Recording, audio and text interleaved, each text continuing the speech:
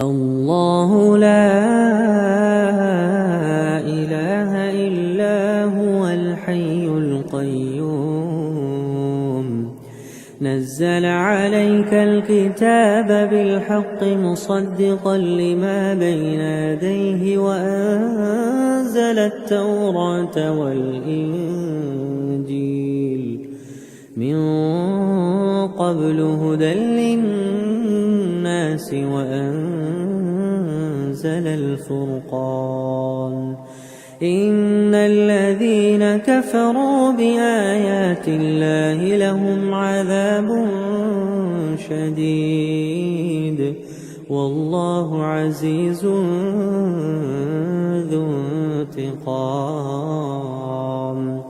إن الله لا يخفى عليه شيء